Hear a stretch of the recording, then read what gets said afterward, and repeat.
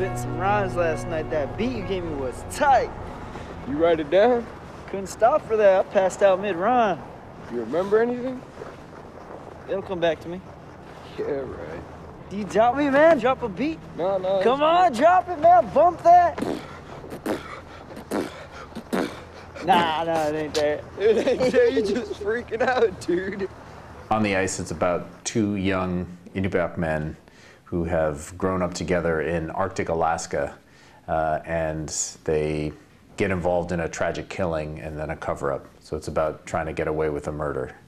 It's a dramatic thriller and a morality tale about guilt and forgiveness and how a community deals with violence.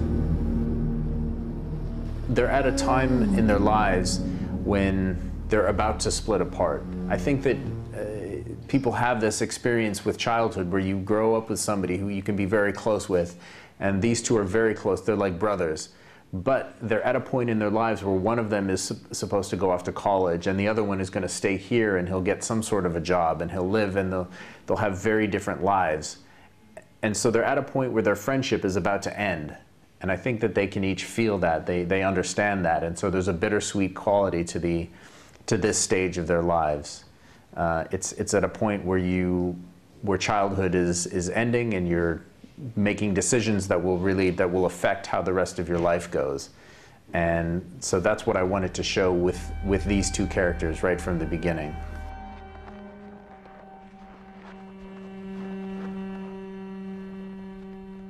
I tried to make the killing as complex as possible, as morally complex, so that it's hard to really say with certainty who is the one who is responsible for it. It's, this gives things away from it, but it's Kali is the one who is holding the knife. And so in that way, it's his fault, because Ivak he's unconscious when it happens. But however, it was Ivak who's the one who drew the knife, and Ivak is the one who tried to kill the person, and Kali stepped in to stop him. And then it was an accident of sorts that James, the boy, was killed. And so I wanted that to be as unclear and to be able to say, you could argue either side as to who's ultimately responsible. It's also, I think, there's a tendency in small towns, certainly in Alaska, but I have a feeling that it's small towns everywhere in the world where people get to expect certain things of you. You know, Ivak, like you said, he comes from a very bad family, and his mother's an alcoholic, and he's grown up with people expecting a certain type of behavior from him. And so he is the one who's expected to be the killer. And so in that sense, having Kali be the one who actually did the killing goes against that and makes that more complicated. The father is, throughout much of the film, he is the one, like you said, he's searching for the truth.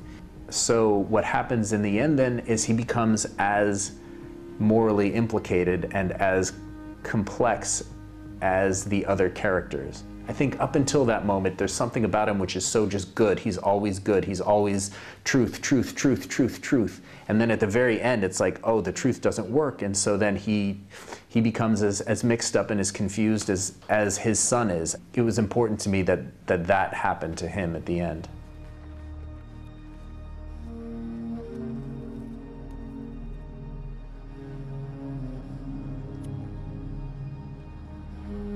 The casting process for the film was very long and it was very difficult. We knew that we weren't going to be able to find trained actors for the parts because we're looking for people who are 17 years old or somewhere near 17 years old and who are Inuit and have a real connection to the characters, and they've grown up like the characters and they understand the world of the film. And we knew that there weren't people like that who were already working in the film industry, who had acting experience and such. So we knew that we'd be working with non-actors or first-time actors. So producer and I, Kara, my producer, we went off to the Arctic, into Arctic Canada. We went to Igloolik and Qaluit and Kuujjuaq up in Canada, as well as Montreal, and then went to Alaska, and we went to Nome, Shishmaref, Point Hope, Barrow, Fairbanks, Anchorage. We worked with them for a week on using scenes from the movie and on improvising scenes, and there weren't very many options. We got very lucky to find the cast that we did in the end.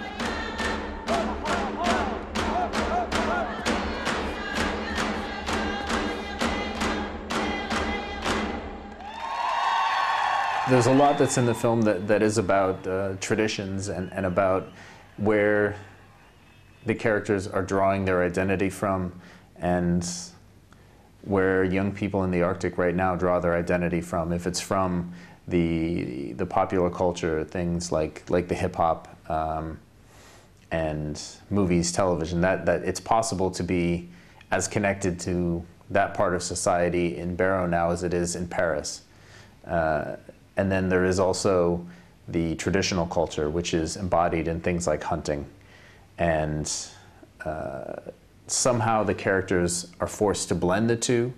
I think that the traditional culture gives people a very strong sense of themselves, and it can give them the tools they need to survive and to deal with things like violence and alcohol and drugs and things like that.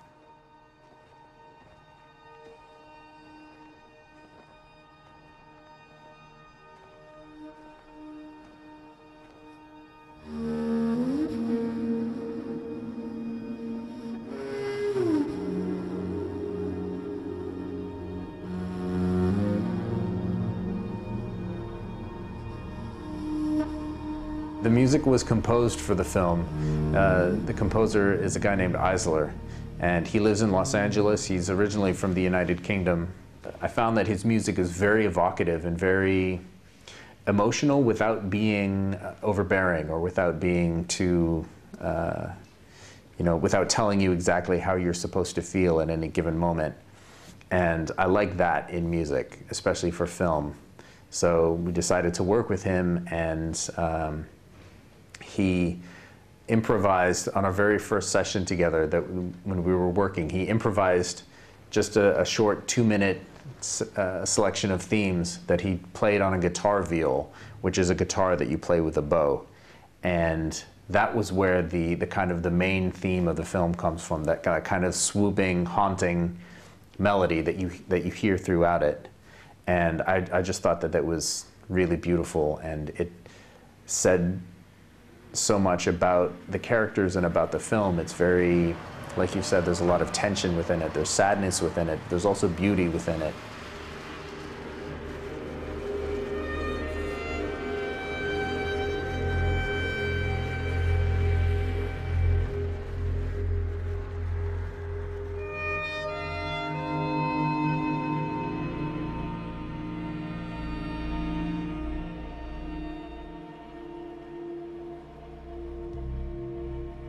Shooting the snow was difficult though, both because it's as a practical matter, it's reflecting light all the time, and so finding the right exposure can be difficult for a cinematographer.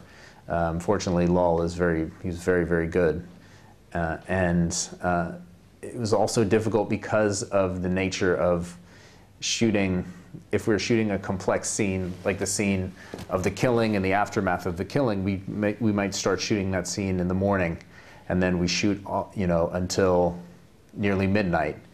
By the time we finish shooting, the sun is much lower in the sky, and instead of this like bright white light, you get these red tones and yellows and everything that just reflects on the snow. And we had to somehow make the look of that match what we shot earlier. So there was some difficulty involved in it. Whiteness is like, it's about purity, so it contrasts with a sense of guilt, which is so important.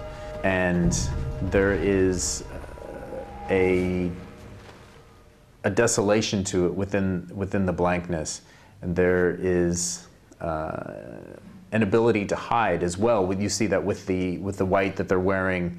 It's about camouflage, and that's practical because they're hunting, but it's also about hiding and camouflaging and losing yourself within this landscape. When they're in town and they're inside, and they're in much more darker colors and much tighter spaces, and you get the feeling that they're surrounded, and it's very claustrophobic.